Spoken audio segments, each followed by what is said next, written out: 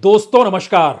लड़ाई तो बहुत छोटी थी, लेकिन उसका परिणाम कुछ ऐसा होगा ये बांग्लादेश में कभी किसी ने सोचा नहीं होगा।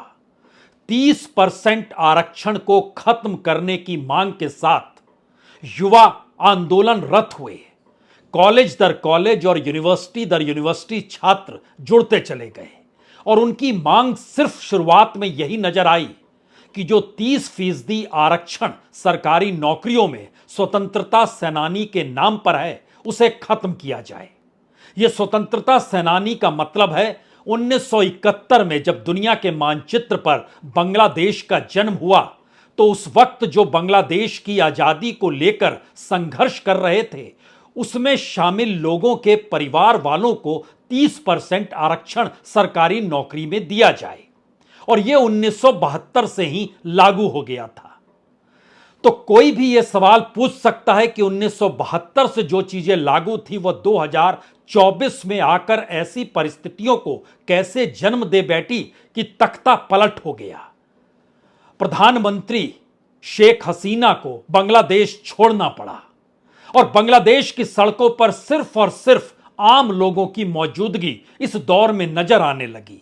जिस लॉन्ग मार्च का ऐलान बांग्लादेश में आज किया गया था उस लॉन्ग मार्च में बड़ी तादाद में महिलाएं नजर आ रही थी। वही लॉन्ग मार्च और उससे जुड़ा हुआ कुछ हिस्सा जब प्रधानमंत्री के घर तक पहुंचा तो घर के दरवाजे तोड़े गए और अंदर घुसकर उन्होंने खूब वहां पर तमाम परिस्थिति को देखा। गद्देदार बिस्तर भी थे, उस पर भी सोकर देखा। जो खाना पड़ा था उसे चख कर देखा, वहां की हरी मखमली घास को भी देखा। बांग्लादेश के इर्द गिर्द की तमाम परिस्थितियां क्या इस दौर में इस आरक्षण आंदोलन के साथ जुड़ती चली गई और यह महज एक अंदरूनी तौर पे पनपी हुई वह इकोनॉमी का हिस्सा है जिसका बंटाधार कोविड काल के बाद से लगातार हो रहा था। महंगाई 17 से 20% दर तक चली गई और जिन परिस्थिति में बांग्लादेश के लोग रह रहे थे उनके सामने जिंदगी जीना मुहाल था और ऐसे मौके पर जो संघर्ष आंतरिक तौर पर हो रहा था उसे छात्रों के आंदोलन ने बल दे दिया। एक क्षण के लिए यही तस्वीर उभर कर सामने आती है और इस तस्वीर के साथ जुड़ी हुई दूसरी तस्वीर है जब छात्र आंदोलन रत थे और 3 तारीख को चिटगांव में जो नजारा बांग्लादेश के लोगों का जमावड़े के तौर पर नजर आया उससे ढाका में सत्ता की नींव हिलने लगी।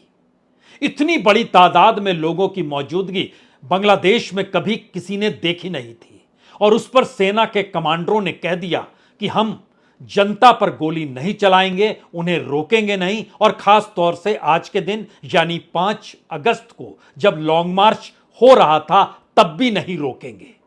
और इन्हीं परिस्थितियों के बीच हर किसी को 1971 के मुजीबुर रहमान दिखाई देने लगे जो बंग बंधु के नाम से जाने जाते हैं और जिस वक्त आजादी की लड़ाई उस दौर में लड़ी जा रही थी और भारत साथ में खड़ा था और मुजीबुर रहमान की बेटी शेख हसीना ही इस दौर में प्रधानमंत्री है। भारत के साथ निकटता है डिप्लोमेसी के तौर पर और तमाम आर्थिक व्यापार को लेकर भी और सीमावर्ती क्षेत्र में कौन से समझौते कैसे होंगे इसको लेकर भी। इन्हीं परिस्थितियों के बीच चीन भी चाहता रहा कि बांग्लादेश में उसकी मौजूदगी रहे, खास तौर से तीस्ता समझौते को लेकर। और जब 10-11 जुलाई को शेख हसीना पहुंची थी बीजिंग तो उन्होंने एक झटके में निर्णय क्यों ले लिया कि अब वो बीजिंग छोड़ रही है और वहां पर जो सवाल पूछे गए उसमें तीस्ता समझौता भी था जिसमें इस बात का जिक्र पूछा गया क्या इसमें भारत की रुचि है। तो भारत की रुचि ही नहीं बल्कि भारत के साथ ही समझौता होगा बांग्लादेश का तीस्ता समझौते को लेकर। इन सवालों के साथ वो बीजिंग से रवाना हो गई।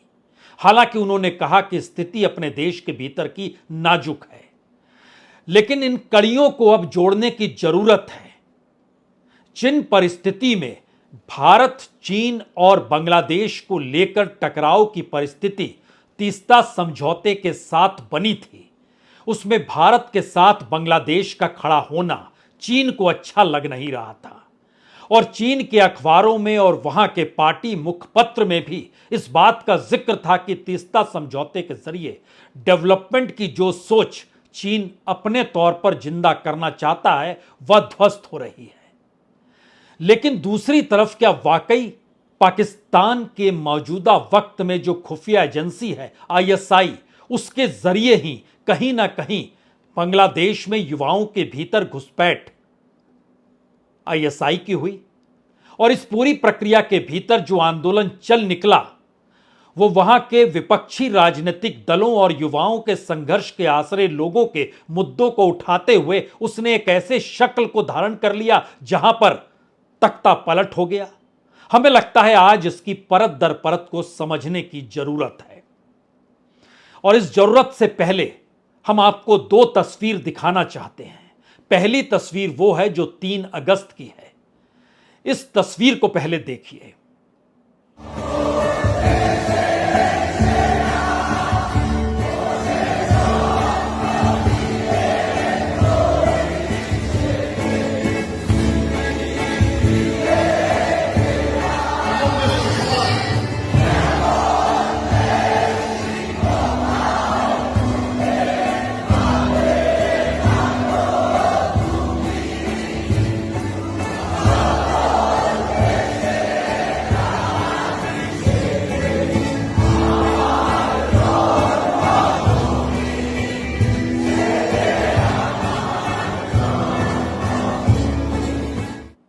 यह दरअसल चिटगांव की तस्वीर है। इसको देखकर ढाका में शेख हसीना के भी पसीने छूट गए थे। और जब यह उसी दिन ऐलान किया गया कि 5 अगस्त को हम लॉन्ग मार्च करेंगे, तो लॉन्ग मार्च जब आज शुरू हुआ और जब वो ढाका की तरफ बढ़ रहा था और उसको देखने के बाद और तमाम परिस्थितियों के बीच जब शेख हसीना ने बांग्लादेश छोड़ दिया तो वहां शेख मुजीबुर रहमान की आदमगत प्रतिमा को भी तोड़ दिया गया। 2 तस्वीरें अब देखिए। एक तस्वीर जो आज लॉन्ग मार्च की है और दूसरी तस्वीर मुजीबुर रहमान की प्रतिमा को तोड़ते हुए है।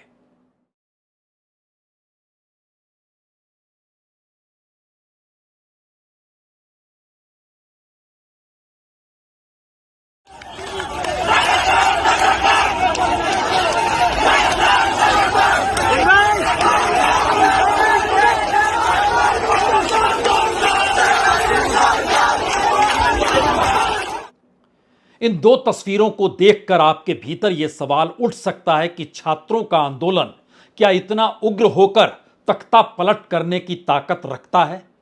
और क्या वाकई सेना इस दौर में जनता के हित के लिए सामने नहीं खड़ी हुई या उसके पीछे भी किसी के हाथ में डोर इस दौर में रही?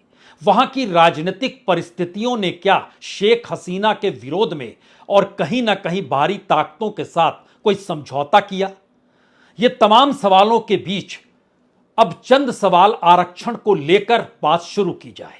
आरक्षण के मद्देनजर इस बात की व्यवस्था की गई थी कि 30% आरक्षण 1971 के स्वतंत्रता सेनानियों के परिवारों को मिलेगा, 10% आरक्षण पिछड़े जिलों में रहने वाले लोगों को मिलेगा, 10% आरक्षण महिलाओं के लिए था, 5% आरक्षण रिलीजियस यानी धार्मिक माइनॉरिटीज के लिए था जो अल्पसंख्यक हैं। हिंदुओं की तादाद बहुत घटते घटते अब वहां पर 6-7% ही बची है।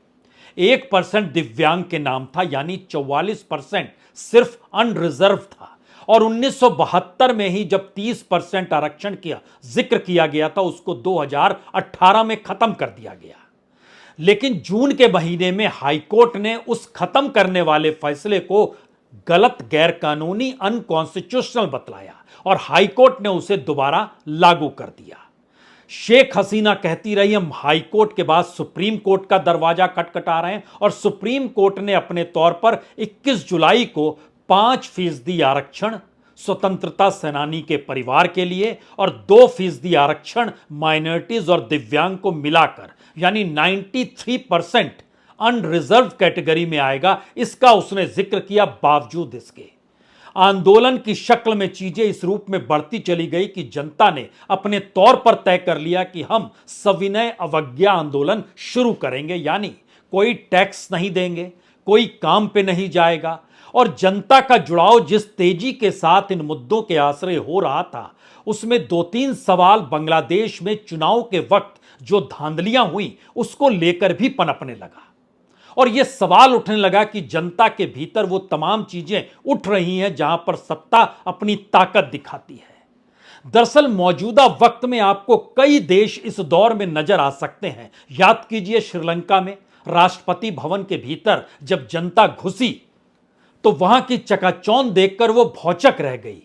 ठीक उसी तरीके से आज भी जब बांग्लादेश की प्रधानमंत्री निवास पर जनता वहां की घुसी तो वह भी भौचक रह गई। जो चकाचौंध उस प्रधानमंत्री के घर के भीतर था, हरी धूप की घास पर नहीं, गद्देदार बिछौने ही नहीं, जो वहां पर खाना पीना पड़ा था, इन तमाम परिस्थितियों में आप कह सकते हैं जनता को यह सब कुछ याद आने लगा। लेकिन अगला सवाल यह है कि उस आंदोलन की परिस्थिति जिन मुद्दों से उठी, सुप्रीम कोर्ट ने उसे पलट दिया। बावजूद इसके आंदोलन सत्ता पलटने की ताकत के साथ कैसे बढ़ गया? इसके लिए 1-2 पन्ने आपको पहले के खोलने होंगे, क्योंकि शेख हसीना जिस वक्त चीन गई थी और चीन जाने के बाद वहां पर उनका दौरा 2-3 दिन का था, लेकिन बीच में ही उन्हें बीजिंग छोड़ना पड़ा। और ये बीजिंग क्यों छोड़ रही हैं, इसको लेकर जब बात सामने आई तो 2 बातें सामने आई। एक आई कि तीस्ता परियोजना में भारत और चीन दोनों की दिलचस्पी है, उन्होंने ढाका लौटकर पत्रकारों से कहा। फिर दूसरा सवाल किया कि दरअसल इस परियोजना को भारत पूरा करना चाहता है, $1 बिलियन का मामला है। चीन ने इससे पहले कहा था $1 बिलियन वो लगाने को तैयार है, भारत ने कहा वह भी लगाने को तैयार है। और भारत ने यह ऑफर मई के महीने में, जब कवात्रा साहब फॉरेन सेक्रेटरी थे, उस दौर में वो गए थे और उन्होंने भारत की तरफ से यह ऑफर किया था। भारत यह जानता है कि सामरिक दृष्टि से तीस्ता परियोजना भारत के अनुकूल क्यों होने की जरूरत है, क्योंकि जो समझ पाए जिस वक्त भूटान और वो चिकन नेक की जो परिस्थितियां थी, जहां पे भारत और चीन की सेना आमने सामने भूटान के सेना के त्रिकोण बनाकर खड़ी हुई थी, और वह चिकन नेक जो है भारत के लिए, खास तौर से उत्तर पूर्वी राज्यों के लिए बड़ा महत्वपूर्ण माना जाता है। उस जगह पर अगर चीनी पहुंच गए तो मुश्किल होगी।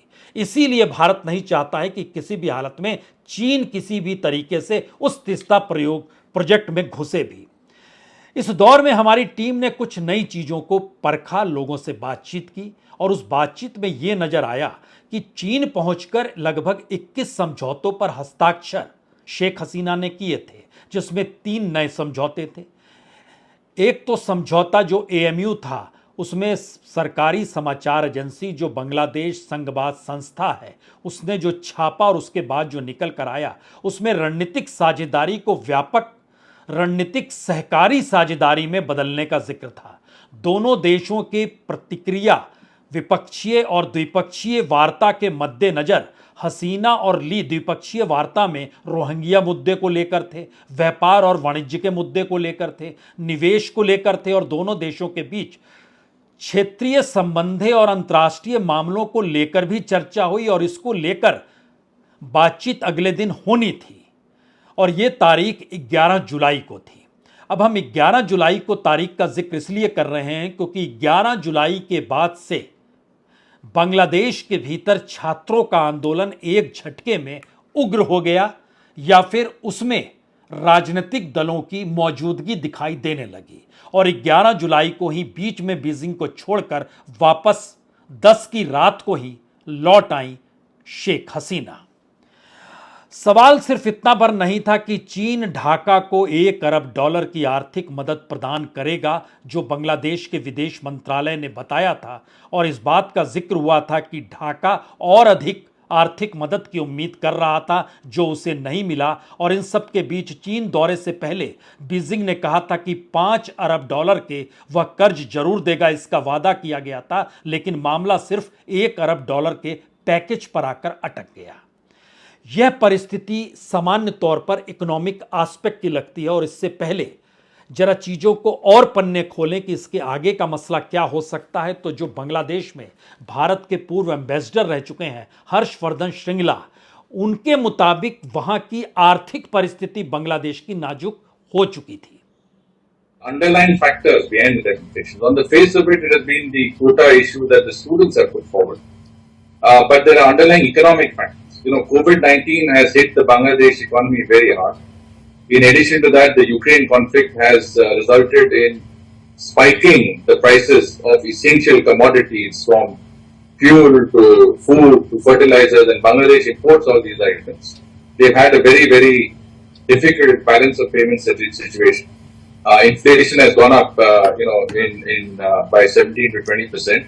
So all of this is essentially now coming to a situation where, people, especially younger people, are expressing their frustration on the streets. And so I would also look at it as an economic factor. And clearly, of course, as we have always said, opportunists, whether it's the opposition BNP or it's the Jamaat-e-Islami, which is the radical, pro-Pakistan Islamist grouping that is very active on the streets, they have joined the protests and they have actually brought in that violence into the protests. You cannot rule out the involvement of foreign powers. Harshvardhan Shringla सही कह रहे हैं। बांग्लादेश की economy जो डगमगाई, उसी के लिए बांग्लादेश को चीन से $5 अरब चाहिए थे, जिस पर सहमति नहीं बनी। और इन परिस्थितियों के बीच बांग्लादेश भी इस बात को समझ गया कि चीन के साथ समझौते व्यापार के हो सकते हैं और वो कभी भी अपने मुनाफे को कम नहीं करेगा, लेकिन भारत के साथ उसके सांस्कृतिक मूल्य जुड़े हैं। और बांग्लादेश तो बना ही भारत के सहयोग के साथ, तो न सिर्फ राजनीतिक तौर पर और डिप्लोमेसी के तौर पर, बल्कि कल्चरली भी भारत से उसका जुड़ाव है। और इकोनॉमी जब बांग्लादेश की डगमगाती है तो बड़ी तादाद में बांग्लादेश के जो भी लोग होते हैं वो भारत में कैसे घुसते हैं, ये पश्चिम बंगाल और असम की राजनीतिक स्थितियों से भी समझा जा सकता है, जो मुद्दे बन जाते हैं। किस तरीके से दोनों देश सटे हुए हैं और इसीलिए इसका असर चीन पर पड़ रहा था। और चीन बांग्लादेश के हर उस प्रोजेक्ट को बंद करवा रहा था। दर्जनों प्रोजेक्ट पर उसकी नजर थी और उसने कहा था कि इसे बंद कीजिए, जो बांग्लादेश के प्रोजेक्ट भारत के साथ बांग्लादेश को कनेक्ट करते हों। और इसी कड़ी में एक प्रोजेक्ट सोनादिया द्वीप सी पोर्ट का था, जो कॉक्स बाजार के करीब है, और चीन इसको पूरा करना चाहता था। राजनीतिक या डिप्लोमेसी के तौर पर यह एक ऐसी परिस्थिति थी जिसको चीन पचा नहीं पा रहा था। लेकिन दूसरी तरफ सच यह भी है कि चीन के साथ बांग्लादेश सटा हुआ नहीं है, बांग्लादेश भारत के साथ सटा हुआ है। जो बड़ी तादाद में बिजली जाती है और बांग्लादेश और भारत के बीच जो समझौता भी हुआ एनर्जी को लेकर, उसमें अडानी का जो पावर प्लांट झारखंड के गोड्डा में लगा हुआ है, वह बिजली भी बेची जाती है बांग्लादेश को। सामान्य तौर पर भारत के भीतर भी नियम कहता है कि जिस क्षेत्र में आप पावर प्रोजेक्ट लगाएंगे वहां के लोगों को पहले आप बिजली देंगे, लेकिन एक नए नियम कायदे के तहत उसको अंतर्राष्ट्रीय बाजार में वह भी बांग्लादेश को उससे पावर मिलता है। अब यहां पर दूसरा सवाल यह था कि बांग्लादेश और शेख हसीना ने इस दौर में अगर यह महसूस किया कि भारत के साथ निकटता है और उसके साथ ही चलना है, तो इसी दौर में क्या बांग्लादेश के भीतर चीन ने बड़ी तादाद में आईएसआई के जरिए या दूसरे कई माध्यमों से जरिए या फिर वहां के जो राजनीतिक दल हैं उनके जरिए अपनी मौजूदगी आंदोलन की शक्ल में वहां दिखाने की शुरुआत कर दी। और खास तौर से बांग्लादेश नेशनल पार्टी हो या फिर बांग्लादेश जमायते इस्लामी हो, इनकी मौजूदगी इस रूप में नजर आने लगी कि यह पूरे तरीके से 1971 में बांग्लादेश के बनने को लेकर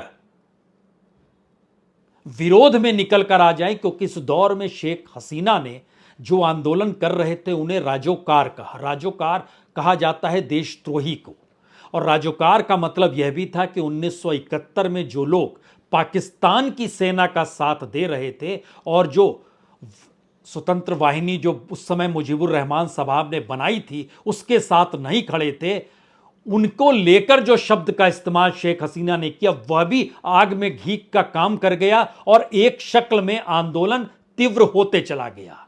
अगला सवाल यह था कि जो संसाधन जितनी बड़ी तादाद में बांग्लादेश के भीतर मौजूद हो रहे थे, जिस तरीके से सेना के कमांडर इनकार कर रहे थे कि हम नहीं रोकेंगे, जो जनता सड़क पर है, तो क्या इन दो परिस्थितियों ने एक नई तरीके की स्थिति बांग्लादेश के भीतर 1971 की स्थिति को लेकर खड़ा कर दी और चीन ने इसका लाभ उठा लिया?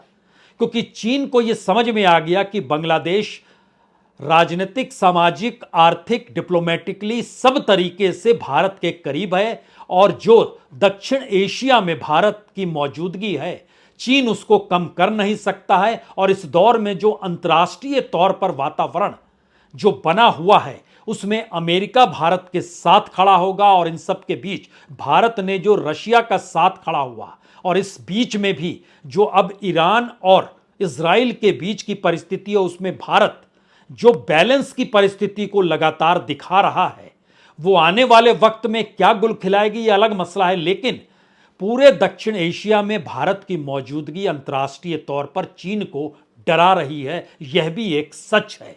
और बांग्लादेश की आर्थिक परिस्थितियों ने चीन को अपने अनुकूल करने की दिशा में बांग्लादेश को लाकर खड़ा कर दिया था, यह भी सच है। और यह पूरी चीजें डगमगा गई। लेकिन भारत से बांग्लादेश कैसे सटा हुआ, हम आपको एक तस्वीर दिखलाते हैं। यह जलपाईगुड़ी की तस्वीर है जहां पर बांग्लादेश और भारत की सीमा लगती है। आज जब शेख हसीना बांग्लादेश छोड़कर चली गई, तो उसके बाद छिटपुट लोग जो भारत से वापस बांग्लादेश लौट रहे थे, देखिए जरा।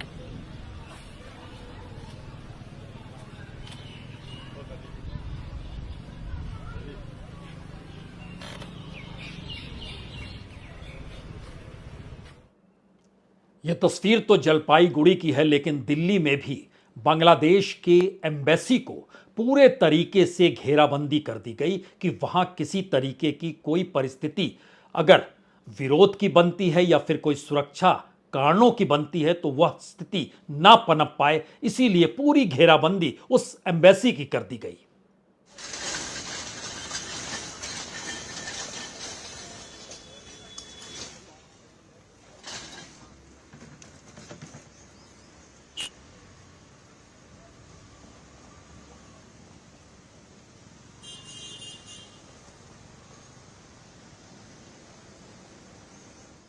दिल्ली में तो सुरक्षा बंदोबस्त पूरे कर लिए गए, एम्बेसी के चारों तरफ बैरिकेड लगाकर। लेकिन नया सवाल उस बांग्लादेश का है जहां पर पहली बार किसी ने सोचा नहीं था कि मुजीबुर रहमान की आदमकद प्रतिमा को तोड़ा जाएगा। किसी ने सोचा नहीं था कि वहां की प्रधानमंत्री को देश छोड़ना पड़ेगा। किसी ने सोचा नहीं था कि पूरा देश ही सड़क पर होगा। और किसी ने सोचा नहीं था कि डगमगाई अर्थव्यवस्था के मद्देनजर लोगों की जरूरतों को कैसे पूरा किया जाए, या दुनिया के बाजार से भीख मांगकर उस जरूरत को पूरा किया जाए। इन सवालों में उलझी हुई राजनीति ने बांग्लादेश को लेकर खास तौर से दक्षिण एशिया में कुछ नए सवाल पैदा कर दिए हैं। और ये सवाल भारत के लिए सबसे ज्यादा महत्वपूर्ण है। भारत नए बैरिकेड्स बांग्लादेश की सीमा पर कैसे लगाएगा, पहला सवाल तो यही है। क्योंकि बांग्लादेश में जो भी नई इंटरिम गवर्नमेंट बनेगी, उस इंटरिम गवर्नमेंट में अवामी लीग के लोग तो रहेंगे नहीं, और जो लोग रहेंगे जाहिर है वो जमायते इस्लामी के होंगे, बांग्लादेश नेशनल पार्टी के होंगे, सेना की उसमें मौजूदगी होगी, सेना की मदद होगी। इन सब के पीछे कौन होगा और उसके जरिए आने वाले वक्त में अंतर्राष्ट्रीय लकीरों पर कैसे भारत की डिप्लोमेसी चलेगी, और खास तौर से चीन को लेकर जो अपना वर्दस्त बांग्लादेश को उसने पहले से बड़ी तादाद में कर्ज दिया हुआ है, उस कर्ज की उसको वापसी चाहिए होगी, या उस कर्ज की एवज में नया कर्ज देकर अपने अनुकूल डिप्लोमेसी को बनाना होगा, जिसके दायरे में भारत भी आकर खड़ा हो ही जाएगा। और भारत की चिंता सुरक्षा कारणों से भी बड़ी है, और इस दौर में भारत की जो व्यापारिक परिस्थितियां हैं उस पर भी कहीं चोट होगी, यह भी बड़ा महत्वपूर्ण है। यानी पहला सवाल यह है कि बांग्लादेश में नई सरकार का झुकाव जिधर भी होगा वह शेख हसीना की तर्ज पर भारत के साथ नहीं होगा। भारत के लिए चिंता का पहला विषय है। दूसरा विषय है चीन अपने तौर पर लगातार अगर बांग्लादेश के भीतर के आंदोलन को हवा देते रहा और हल्की पुल्की सुलगाहट जो आईएसआई के जरिए निकल कर आती है कि देखिए उसके जरिए भी वो घुसपैठ कर रहा था वहां के आंदोलन के भीतर और संसाधनों को दिला रहा था, तो ये सारी चीजें बतलाती है कि गवर्नमेंट जो नई होगी उसके तौर तरीकों का झुकाव चीन की तरफ कितना होगा और यह भारत के लिए कितनी मुश्किल होगी, यह दूसरा सवाल है। तीसरी परिस्थिति है कि पूरी दुनिया जानती है कि बांग्लादेश का होना ही भारत के साथ जुड़ा है और भारत के सामाजिक सांस्कृतिक पहलुओं के साथ बांग्लादेश जुड़ा है और खास तौर से पश्चिम बंगाल और असम के लोग और बांग्लादेश के जो सीमावर्ती लोग हैं उनके बीच में आप कोई बहुत व्यापक अंतर सामाजिक और सांस्कृतिक तौर से हटकर देख नहीं सकते हैं। अब सवाल यह है क्या ये एक नए दायरे में बांग्लादेश उन परिस्थितियों के साथ खड़ा होगा जैसे एक वक्त श्रीलंका खड़ा हो गया और श्रीलंका को भी अपने पोर्ट्स चीन के हवाले करने दिए गए, यानी चीन की विस्तारवादी नीति श्रीलंका से निकलकर बांग्लादेश तक पहुंच चुकी है। और इन्हीं परिस्थितियों में नेपाल भी चीन के साथ राजनीतिक और डिप्लोमेटिक तरीके से करीब है, पाकिस्तान पहले से है। यानी बिल्कुल नई परिस्थिति में अगर भारत की मौजूदगी को आप समझें तो इस वक्त सबसे ज्यादा मुश्किल हालात भारत के सामने इसलिए हैं क्योंकि भारत के इर्द गिर्द जितने भी पड़ोसी हैं चीन पर उसका प्रभाव है। वो मालदीव हो, वो श्रीलंका हो, अब वो बांग्लादेश हो, वो नेपाल हो, वो पाकिस्तान हो, यहां तक कि अफगानिस्तान के भीतर भी, यानी पूरे सार्क देशों के साथ साथ तमाम जो भी देश आपको नजर आते हैं और इस दायरे के बाहर भारत के रिश्ते इजराइल के साथ भी रहे और ईरान के साथ भी रहे, लेकिन हमास को लेकर अब इजराइल और ईरान दोनों आमने सामने खड़े हैं। तो भारत के पॉलिटिकल बैलेंस की जरूरत मौजूदा वक्त में जो अंतर्राष्ट्रीय तौर पर है उसके साथ साथ बड़ा सवाल देश के भीतर का भी है। यानी देश के भीतर भी एक सहमति इस दौर में कम से कम तमाम राजनीतिक दलों में होनी चाहिए और इस देश के भीतर की सहमति ही तय करेगी कि अंतर्राष्ट्रीय तौर पर भारत किस तरीके से डिप्लोमेसी को साधे और इस मुश्किल हालात का सामना करे। एक आखिरी सवाल, इन तमाम परिस्थितियों के बीच आर्थिक मौजूदगी और देश के भीतर की असमानता ही कहीं ना कहीं सत्ता और जनता के बीच एक बड़ी लकीर खींचती है, जो कमोवेश हर देश के भीतर नजर आया है और आ रहा है और बांग्लादेश उससे अछूता नहीं है, जहां पर बांग्लादेश की सत्ता और बांग्लादेश की जनता इसके बीच के सरोकार आर्थिक तौर पर पूरे तरीके से कैसे डिरेल हो गए और कोई विजन के साथ जनता के साथ खड़े हो पाने की स्थिति में सत्ता नहीं आ पाई और शेख हसीना के चुनाव को लेकर इसीलिए अभी भी सवाल उठते हैं और उन सवालों का जवाब अवामी लीग दे नहीं पाती है। इसीलिए शायद अपने देश की जनता के साथ जुड़कर खड़े होने की परिस्थितियों से हटकर कोई सत्ता अगर यह सोच ले